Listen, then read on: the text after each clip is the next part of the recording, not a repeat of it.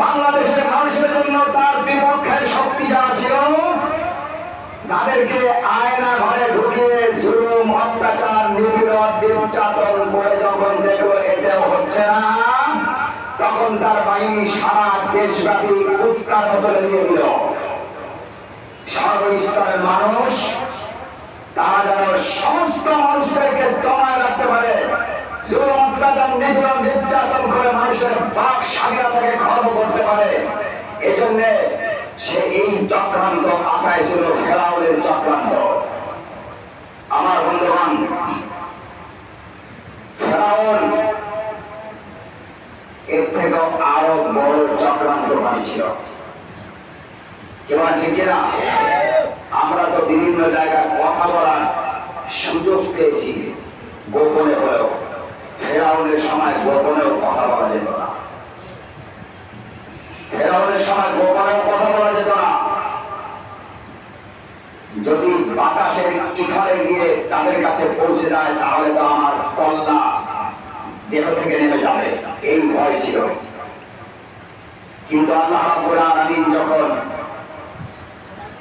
সিদ্ধান্ত ফাইনাল করলেন, ফাইনাল সিদ্ধান্ত গ্রহণ করলেন, এই বিশ্ব সন্ত্রাসকে আর জায়গা দেওয়া যাবে না, আমার জমিনে আর তাকে চলতে দেওয়া যাবে না। আল্লাহ পাক বারবার করে তাকে সতর্ক করেছেন, বহুবার সতর্ক করেছেন। হযরত মূসা আলাইহিস সালাতু ওয়াস সালামের জন্মের পরে তার ঘরে আল্লাহ পাক ঢোকায় দিলেন, এটা একটা সতর্কতার বাণী। তারপরে যখন ফেরাউন কিছুদিন পরে কোলে উঠলো, থাপ্পড় একটা মারলো, গাল দেখায় গেল এক থাপ্পড়ে, এটা ছিল আর একটা সতর্ক। কি বলেন ঠিক কিনা? এমন এক থাপ্পড় লাগাইছে, গাল দেখায় গেছে, ছোট বাচ্চা, কিন্তু ওইটা ওর ছিল। বন্ধুগণ, এরপরে যখন লালিত পালিত হয়, বড় হয়, তখন তার সিংহাসনে একবার নিয়ে গেছে। নিয়ে যাওয়ার পরে সেখানে যে আশ্চর্য ঘটনা ঘটলো, সিংহাসন ভেঙে চুরমার হয়ে গেল, এটা ছিল আর একটা সতর্ক বার্তা। বুঝে নাই, কপাল যখন পড়ার সময় হয় তখন কোন সতর্ক বার্তা এটা বুঝে আসে না, এটা বন্ধ হয়ে যায়, দিলটা বন্ধ হয়ে যায়, চোখ দুটি বন্ধ হয়ে যায়, তখন এগুলো আর কিছু বুঝে আসে না। আমার ভাইয়েরা, এরপরে যখন বড় হলেন তখন এই ন্যায়ের প্রতীক, নতুন সমাজ সংস্কারক হযরত মূসা আলাইহিস সালাম মিশরে মানুষের মধ্যে যদি দ্বন্দ্ব হতো, জালেম যে, অত্যাচার যে, তাকে প্রতিবন্ধ করার চেষ্টা করতেন, ঠেকানোর চেষ্টা করতেন। কিন্তু ফেরাউনের চরিত্র ছিল, তার জনগণের চরিত্র ছিল, তার পোষ্য কুত্তাদের চরিত্র ছিল। বর্তমানে এই হাজিরার কুত্তা, পোষ্য কুত্তাদের চরিত্র যা ছিল, ফেরাউনের কুত্তাদের সেই চরিত্র ছিল। শিখেছি কিন্তু ওখান থেকে কেমনে মানুষ দমন করতে হয়। আপনারা কষ্ট পাচ্ছেন না? শব্দ ভাষা কিন্তু এটা ক্ষোভের কারণে আসতেছে, ক্ষোভের কারণে আসতেছে। আমরা কথা বলতে পারি না। আমার বন্ধুগণ, আমাদেরকে কথা বলতে দেওয়া হয় নাই। মানুষের স্বাধীনতাকে ছেড়ে নেওয়া হয়েছিল। শুধু তাই নয়, পুরো বাংলাদেশের স্বাধীনতা, সার্বভৌমত্বকে ভারতের কাছে বিক্রি করার ষড়যন্ত্র চলতেছিল। ভাইয়েরা আমার, আপনারা জানেন না আল্লাহ পাক রব্বুল আলামিন যে তার পতন ঘটানোর সর্বশেষ পরিকল্পনা কি ছিল তার। আজকে আমরা দেশের মধ্যে, আমাদের দেশের সম্পদ, গ্যাস, খনিজ সম্পদ আল্লাহর দেওয়া নিয়ামত। কি বলেন ঠিক কিনা? এটা কি কোনো মানুষ তৈরি করতে পারে? না। খনিজ সম্পদ, গ্যাস, এই গ্যাস কি করেছে? কমপক্ষে 100টা জায়গা থেকে ভারতের সঙ্গে পাইপ লাইন কানেকশন করে দিয়েছে। 100টা। এবং এটা করে ক্ষান্ত হয় নাই, আনন্দ উল্লাস করতে এই গ্যাস সেভিং করে দিয়ে উদ্বোধন করার জন্য এই কুলাঙ্গার ভারতে যে নিজে সেখানে উদ্বোধন করেছে আনুষ্ঠানিকভাবে। জয় বলেন নাউজুবিল্লাহ। এরা কি আবার দেশপ্রেমিক হয়? না, দেশপ্রেমিক হয় না।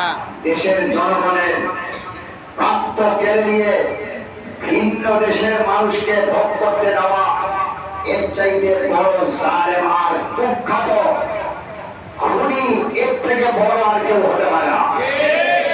আমার বন্ধুগণ, সর্বশেষ এই যে কয়েকদিন আগে গত মাসে যে ভারতে গেল 3টা চুক্তির জন্য, কয়টা?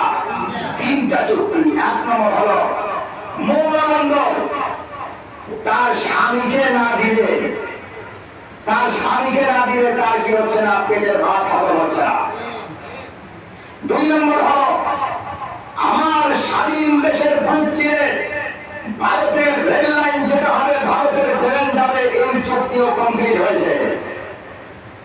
3 নম্বর চুক্তি ছিল তিস্তা চুক্তি, এইটা বাস্তবায়ন কমপ্লিট করতে পারে নাই।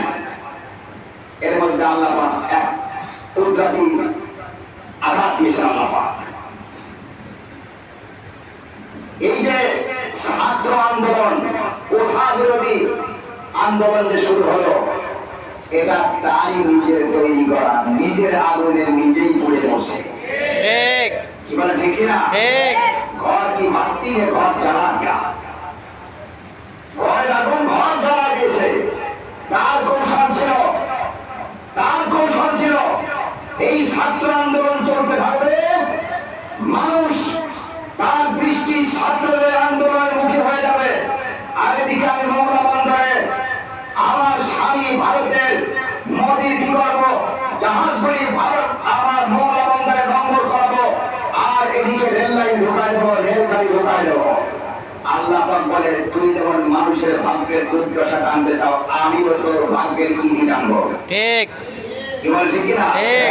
পারে কিনা আল্লাহ পাক? পারে। ঠিক এ সময় যত দুনিয়ার স্বৈরাচারেরা, খুনিরা, কুখ্যাতরা দুনিয়ার থেকে, ক্ষমতার থেকে বিদায় নিয়েছে, তাদের এরকম অবস্থা হয়েছে। নিজের কর্মফলে নিজেই ক্ষমতা হারাইছে, নিজের কর্মফলে নিজেই ক্ষমতা হারাইছে। আমার বন্ধুগণ কি করলো? এখন যখন দেখলো ছাত্র আন্দোলন তো চরমে পৌঁছে গেছে, এখন তো আর ঠেকাবার কোনো কায়দা নাই, তখন ঠিক আল্লাহ পাক একটা শব্দ তার জবানে বের করে দিলেন, একটা শব্দ উচ্চারণ করলেন, গোটা জাতিকে সে রাজাকার বলল,